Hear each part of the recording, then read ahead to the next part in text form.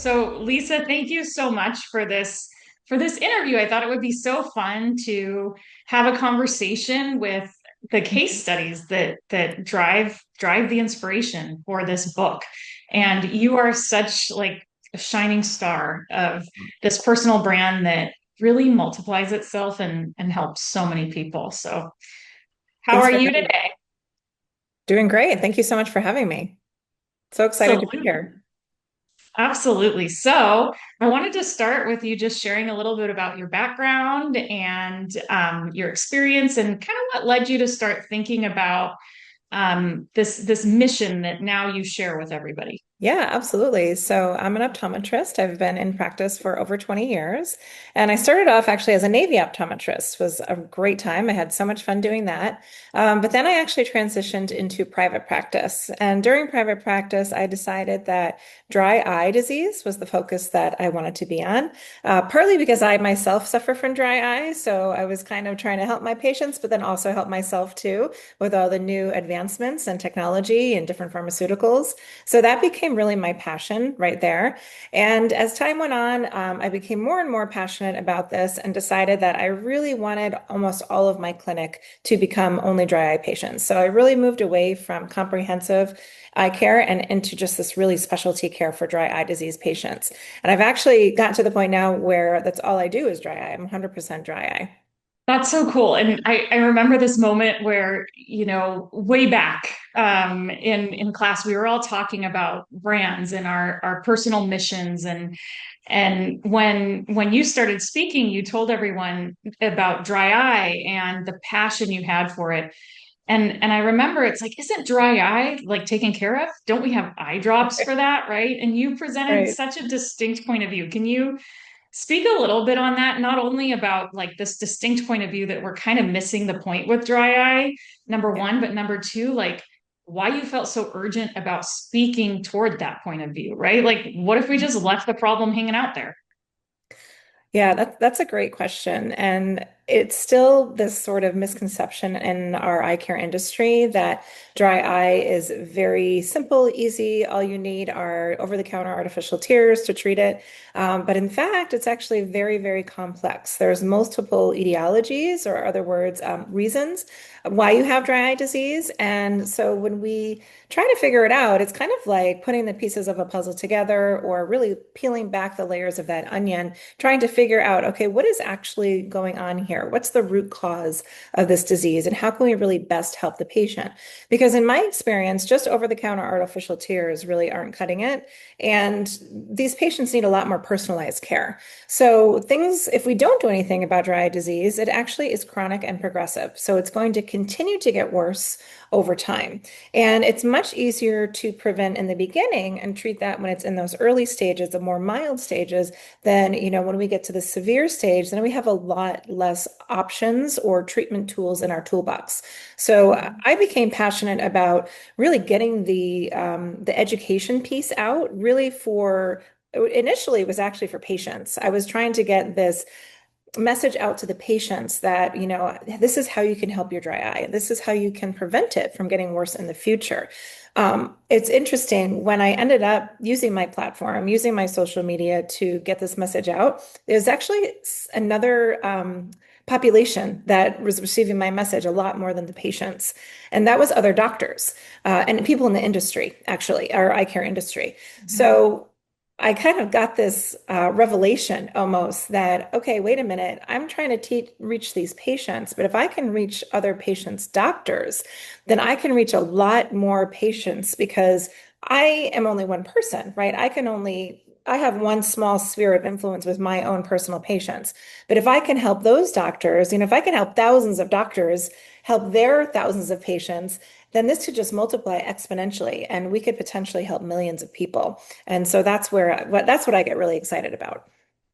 And I love that audience analysis, right? That how you saw that gain traction with a certain population and Hmm. pivoted. I want to go back and clarify one thing though. So you're Sure. talking about the way we treat dry eye and the progression of dry eye if we don't, look for these other causes. So dry eye isn't just this primary thing that happens to people.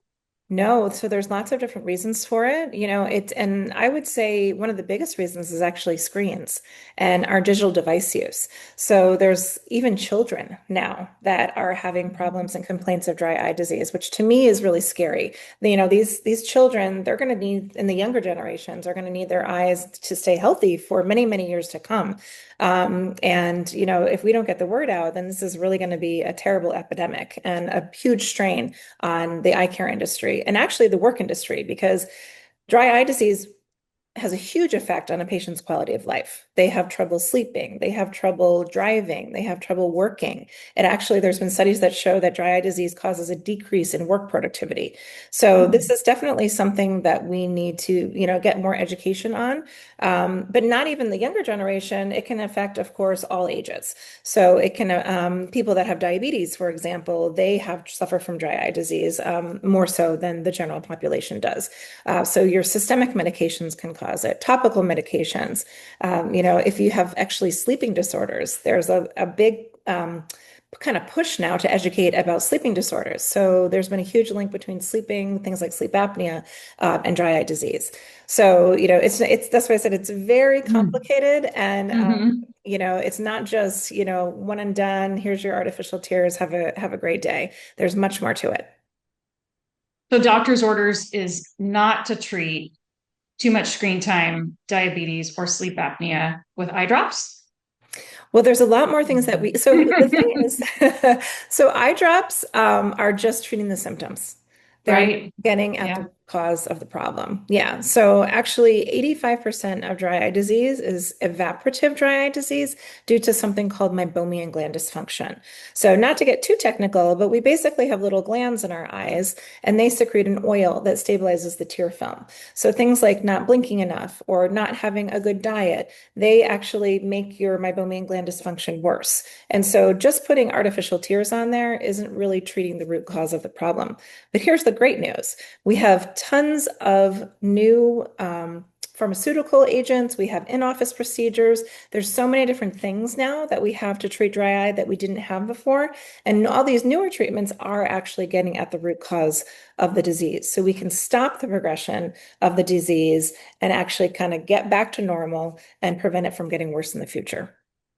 So incredible. What a gift to people, especially with this rise in dry eye with kids, right? To really try Mhm. to go upstream and treat the problem and not have it be so progressive for such a long rest of one's life, right? And Exactly. I mean, this is why I love personal branding so much because done right, it's about who you want to help, right? And you're talking about these millions of patients that you help. I think we calculated over 7 million now with your audience, of at least what we could try to guesstimate, right? Right. Via talking to these other optometrists. And then I'm sure some patients catch you directly as well. But Yeah. what a great service you're doing to the world. And then all of a sudden it doesn't become so fearful almost. Like I always tell people, and it Mhm. sounds weird, but as you know, I always say personal branding is not really about you if we're treating it like a true brand, right? It's like what Right. customer aspiration can you serve?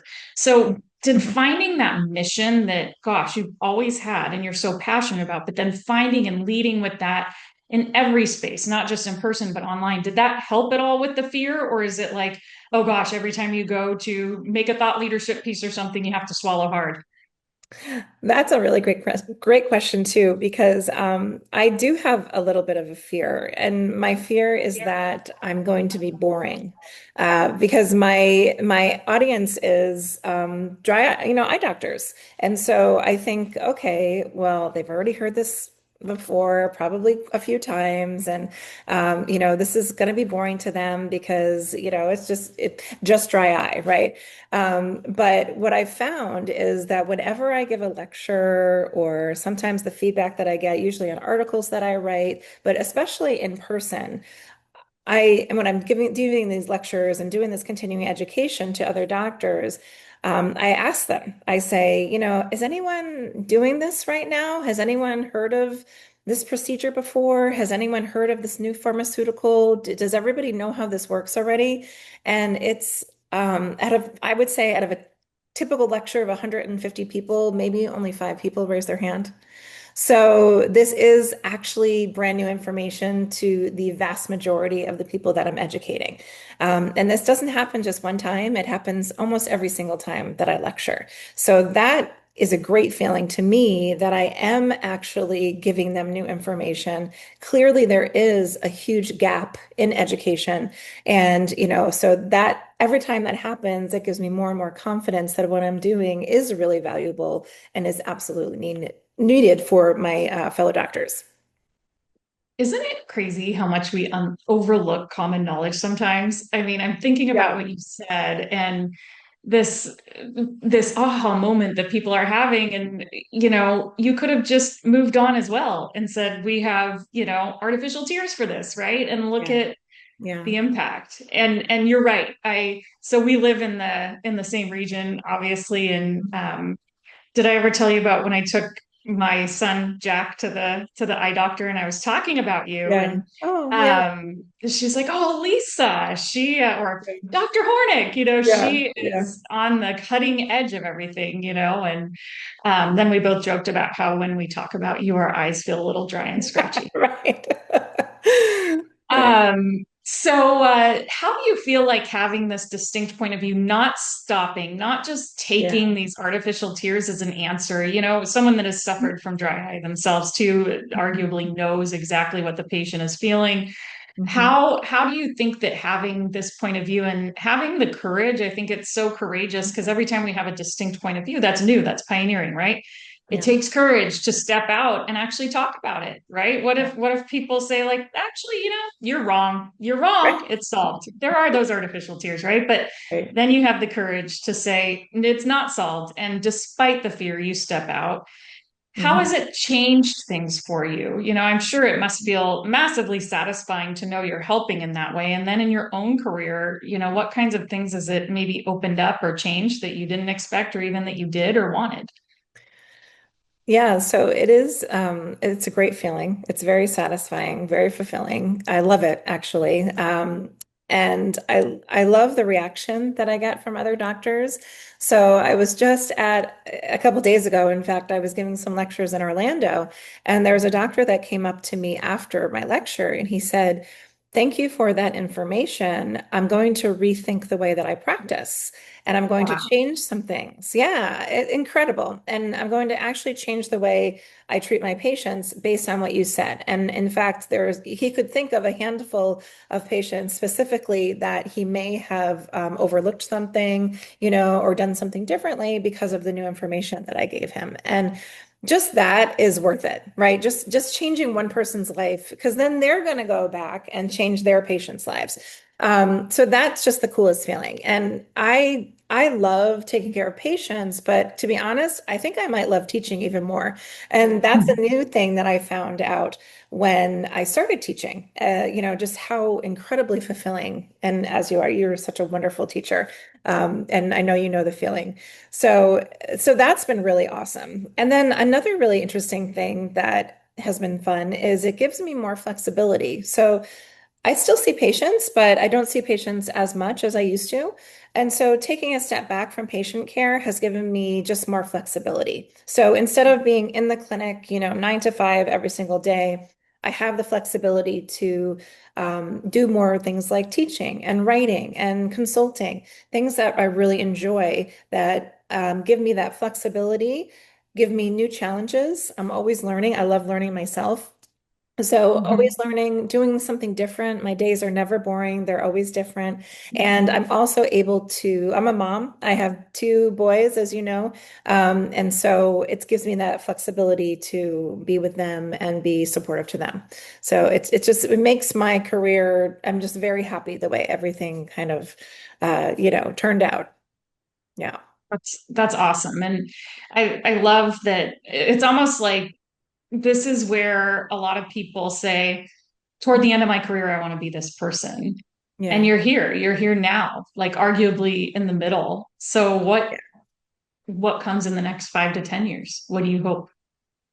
Yeah, I'd love to keep doing what I'm doing, just making that impact, changing people's minds with new ideas. And just reaching more people, really focusing on to the younger generation. That's a new passion of mine because I'm just seeing more of these younger patients that are really struggling. So getting them more into the preventative care, right? So we're not having all of this extreme dry eye in the future.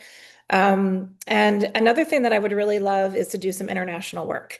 I've been really thankful, really lucky, really thankful that I have all of this work in the United States. But what if we could take all of our knowledge and then do it worldwide Yeah. and help internationally? Because it's not just US people that have dry eye. Dry eye is worldwide. So, there's actually worldwide organizations that are studying these type of things. So it's not just our people that are suffering. There's so much suffering everywhere. And I would love to be able to have an impact on that as well. Wow. Well, I have another question for you, but I just want to say thanks for not waiting. Thanks for being brave and stepping out. Because talk about continuing to do what you're doing. Look at how much more time, there is when you step out now versus someday, right? I think that's a lot of, we all have these ideas and things to say, and stepping out does take a lot of courage. Was Well, there thank you a time for like, my inspiration. So I appreciate you inspiring me to do that and oh, you give me my wings. We'll say that. you are flying. Speaking of all of your flights, was there a point, this distinct moment? I have one in my head that I'll remind Yeah. you of if you don't say it, Okay. but a Okay. distinct moment where you're like, this is kind of cool. This is working. Yeah. So I started my sort of emphasis on dry eye in 2014. And I became a teacher of just my local community, right? And then I was realizing, okay, how do I reach more patients? And this, everyone was on Instagram at that time and still is. Social media was the big thing. And I had my Facebook page, and that was real small. But then I really wanted to go public on Instagram. And so around 2018 is when I really started focusing on social media, but originally for my patients. But as we, kind of discussed earlier, it was more other doctors in industry that became my audience. And I was still doing writing and publications, and it was right at 2021 is when I had my first major meeting where, I was giving a huge lecture. And it was Mhm. because someone had seen an article that I had written, and they needed a specific type of doctor for a specific type of lecture at this big meeting. And that was so exciting to me. I remember being so nervous, but also so grateful to have that opportunity. That, wow, here I am. I'm speaking in front of this huge audience at this very large meeting. So that was when I was like, okay, I could do this. This is something that I need to really continue. Yeah. Yes. Yeah. Yeah. Was that the UC Berkeley moment? That was not. So the 2021 was when I thought, okay, I'm starting to get Okay. into this, but then the Berkeley moment, yes, I love that you said that. That was when my mind was blown that UC Berkeley had invited me to speak. It was such an honor to be there. So yes, I honestly couldn't believe it. Yeah, it was I great. love that at first you thought the email was spam. I did. And then they made another attempt because Yes, your expertise was so sought after. I definitely took a couple days to open that. But then I said, "Hey, let's go for it." Yeah, it was great. Cool. Yeah. And just as a little aside, one thing that Uh-huh. popped in my head is since it's Women's History Month, Yeah. at least when we're recording this, you Yeah. mentioned something early on, like you mentioned a point of inspiration, and just kind of as a shout Mhm. out to you being on stage, you noticed something about one of the first stages you looked at a conference. Yeah. Can you say what that was? Yes. So this is a great story. There was a optician who came with us to one of these very big meetings. It was in Las Vegas, and she was not used to the eye care industry. So it was her first big meeting, and she sat next to me and she said, "Hey, Dr. Hornick, aren't there isn't there over 50% females in optometry?" And I said, "Oh, yeah, there's definitely more females now than males, interestingly enough, in optometry. And actually, we have quite a diverse, population of different types of optometrists from different backgrounds. And she said, okay, well, why is it all white males that are up on stage? So, and there was a panel of about 7 different optometrists, and there was only one female, and the rest were males. And I said, you know what? I never actually even questioned it just because am in the industry and I am just used to it and that's just the way it is. And she said, well, you're really not doing a great job of representing Mhm. true profession. Yeah. And I said, you're absolutely right. We have a very diverse population and we are more female than male. So we're not doing a great job of representation. And so I thought to myself in that moment, I think this is something that I would like to do. I would like to get up on there on stage and I would like to at least represent the female version, or the female portion of our profession. Yeah. And Yeah. so that was very inspiring to me. That kind of did Yeah. start the journey. Yeah. Yeah. I think about that every time I see a picture of you on stage because I think that's so cool and so important. Yeah. So yeah, I mean, it can be scary to think about, finding that mission, Yeah. building that brand, even albeit that service first brand of, this is the mission I'm educating you about, and then here's, this happens to be who I am, here's a little bit about me, but, Mhm. that mission first, service first. So what advice would you give to someone who's like, geez, I'm pondering this, I'm interested in starting a personal brand. I kind of like the idea of it not being so much about me, right? We've gotten it all wrong. I agree. I want to pump Yeah. myself up. I want to do this. What advice would you give to them? I would say, believe in yourself. And if you feel that strongly that you have something that you need to share, then you should share it because you don't know who you could possibly be helping. Someone, even if it's a small amount of people, they might really need that information and you could be making a huge difference in someone's life. So I would say, number one, believe in yourself. And then number two, just keep going. So some of these you might be a little impatient. Sometimes this won't happen overnight. It took me years to get my personal brand really out there. I'm still working on it. I'm still working on, my message and trying to reach more people. But I'm actually enjoying the journey. I'm not trying to rush it. So I would just say, yeah, that's my biggest advice is believe in yourself and just keep going. Hmm. Yeah. And again, I do think there is a certain amount of signaling, right? If you Mhm. do start thinking, should I or shouldn't I? It's Mhm. almost a signal like maybe if something's a little scary, it means you should, right? Those big things Totally. can scare us the most, right? Yes, Um, absolutely. Always do something that scares you. Yep. right? Mhm. Right? Life's too short. Yeah. So Lisa is chapter two. Lisa is her case study is chapter two of my book. She kicks things off about finding your vision, finding that passion, and really having the courage to share it in the world. So Lisa, if you had any, so if you check out the book, I hope you go to chapter two and take a deep dive into Lisa's story because it's so cool. And now you're used to this, so you can have like you can be ready to just blink a little when you read about it. Yes. But Lisa, do you have any parting thoughts before we go? Parting thoughts. I'm just so grateful to you, Vanessa. You were, again, I say this with the utmost, from the bottom of my heart, you really are an inspiration to me. And your message of personal brand management has really helped me to soar. So I really appreciate you. And I'm thrilled that you're getting this message out in your beautiful book. Well, the feeling is so mutual because your story is one of the things that gave me the courage and inspiration to write it. So thanks so much for spending Amazing. time with me today. And yeah, I'll see you again soon. We'll Sounds great. we'll be doing a little interview again soon here with more info to come.